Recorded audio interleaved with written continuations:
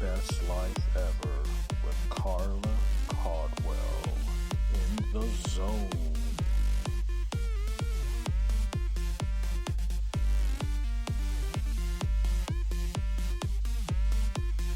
Live your best life ever with Carla Caldwell in the zone. Welcome, welcome, welcome. I hope you're doing fantastic. I'm so grateful you are here. My name is Carla Caldwell.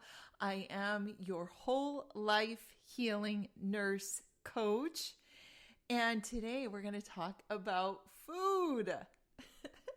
Food is one of my favorite subjects, my favorite things in the whole world, and it's also one of those things that causes the most headaches and heartaches.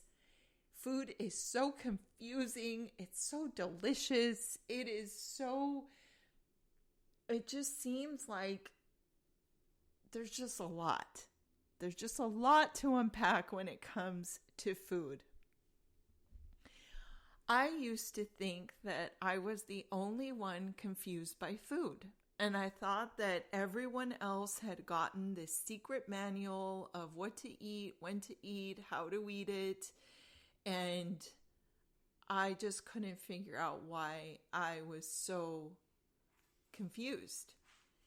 And as my career progressed and I started working with larger groups of people on the subject of health and healing, it became apparent that I was absolutely not the only one. And in fact, most people I work with are very confused about food. So if this is you, my goal is to present an idea on how we can start to heal our relationship to food. And what I'm about to propose won't only help your relationship to food, it will help every aspect of your well-being.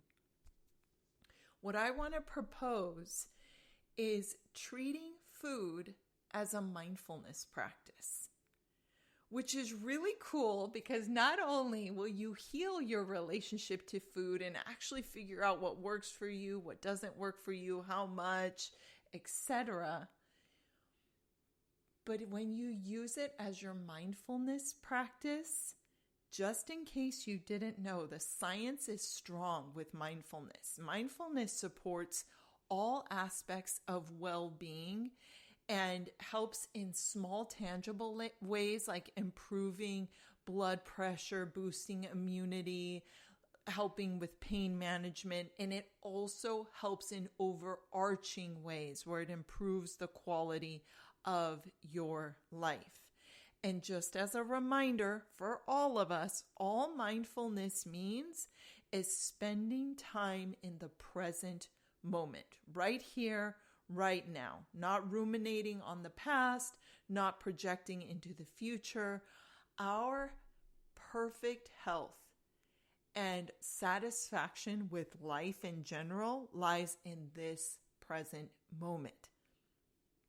So how do we begin to use food as a mindfulness practice?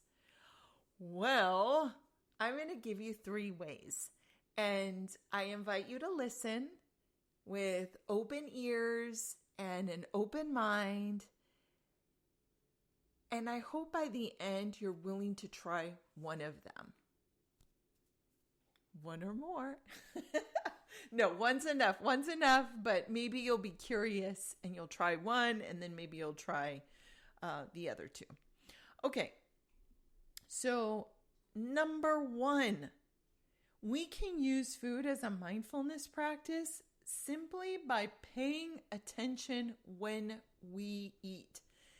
This is an issue. There are very few people out there who consistently sit down and just focus on eating food. Not scrolling their phone, not reading a book, not watching a show, not doing their work, not multitasking, not standing, not eating like while you're walking, driving. Wow. And I'm guilty of this too. I don't know why it's so difficult just to sit down and focus. What do you mean you want me just to eat? What? But the truth is that you'll feel better, you'll digest better, and you'll start to practice mindfulness, being in the moment. You build your in the moment muscle, which will support the rest of your life. So what this looks like is sitting down to eat. And you can even, you don't have to change your whole life all at once. In fact, if you are doing a lot of multitasking, you will find success in just starting small, like with a snack or with one meal per day. And all you're going to do is that you're just going to focus on eating. You're going to chew your food. You're going to notice the smells, the flavors. You're going to notice where on your palate you taste. And you're going to chew your food carefully. And you're going to notice when you are full and you're going to stop eating. That's your mindfulness practice. This is the simplest one. And as I mentioned before, I find that people get better results when you start small versus, I'm going to do this all the time. Start small and be consistent. It can even be, I'm going to do this once a day with my snack or with a meal. Number 2, I invite you to begin to put your curiosity hat anytime you have the thought of, I want to eat something. And all you're going to do, the mindfulness practice is being curious and asking yourself, am I eating for physical hunger or is something else going on? And what that looks like is when you're eating for hunger, it's time to eat. Maybe it's lunchtime, or you are starting to feel low energy, or maybe you feel it in your belly. You are hungry. It's time to eat. Versus eating for a different reason, either because you're bored, because maybe a lot of us use eating for coping. So anytime you're eating because of an emotion, that is emotional eating. We're using food to cope, or food for celebration. That's a different, or out of habit, or because we're doing something mindless. Like maybe we're watching TV and we just we decide we have to have popcorn, not because we're hungry, but because we're watching television and we think we want to eat something. So with this practice, what you are doing is you're just being curious. You're just asking yourself, am I hungry physically? And if you're not, you're going to be even more curious and ask, why do you want to eat right now? And is there something you could do instead? This mindfulness practice is all about starting to eat for hunger's sake or because it's time to eat, and identifying when you are using food for different reasons and doing something instead. So either a lot of people I work with, myself included, have a lot of success with drinking water instead if I'm not hungry, being active, going on a walk, calling a friend, etc.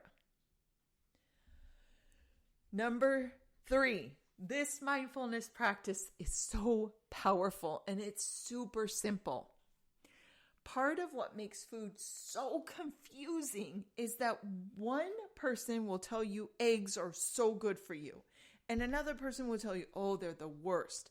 Another person will tell you whole grains are the best, and someone else will tell you these are awful for you. And these people sometimes are connected to a university and they have research, which makes it extra confusing. And one thing you can do to remedy this, because you can find research that will support one food being good for you, and you can find research for several foods saying the opposite.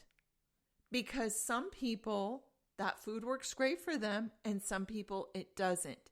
And instead of us being confused by this, I want to invite you to adopt this third mindfulness practice. And all it is that when you are eating a food, you're going to ask yourself, is this helping me or is it hurting me? Is it helping me or is it hurting me? And sometimes you won't know right away because, for example, when I have a donut, at first I feel really great about it. But then about an hour later, I start to feel, I get this headache. Sometimes my joints hurt. I feel tired. So what I'm trying to say is that make sure you're paying attention for at least an hour or two after you consume the food. This is a really powerful practice because it begins to empower you to listen to yourself.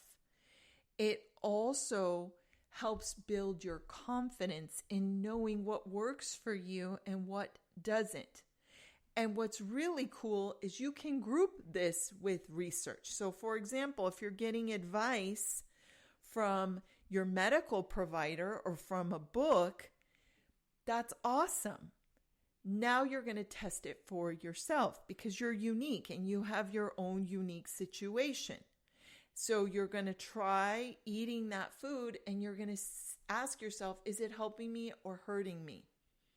What's really powerful about this is that I have witnessed a lot of people, myself included, quit eating foods that hurt because they're making that connection. And when you start to notice, wow, I love that food. Like I love donuts. I talked about donuts earlier. I love donuts.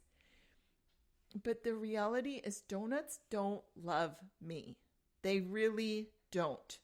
And when I take the time to feel that pain in my stomach, to feel that tiredness, it's more powerful than someone telling me, don't eat that because it's bad for you.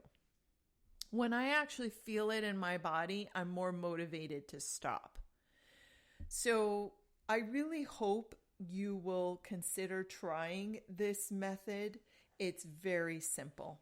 You just eat foods and you start to notice which foods help you and which foods hurt you. Let me recap these 3 mindfulness practices. 1, simply paying attention and making it a practice to pick a meal to just eat, not do anything else. No talking, no scrolling, nothing else. You're just going to chew. You're going to pay attention to your food. You're going to eat until you're full, and you're just going to see it's a beautiful mindfulness practice. And just like any mindfulness practice, your mind will wander. It's not if, it's when. And when you notice your mind wandering, you're going to bring it back to eating.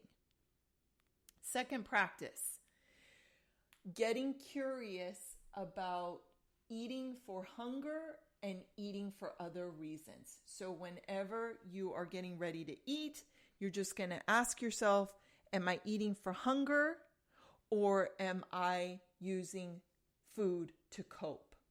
And try doing something instead. And the last one is just noticing, is a food helping or hurting me? All right, which one are you going to try? I hope you'll let me know, message me, and let me know if you find this helpful. All of these 3 practices will help you build the muscle of keeping your mind in the present moment, which research shows increases your overall well-being and quality of life. Thank you so much for joining me, and I hope you have an incredible day. I'm rooting for your success. Bye.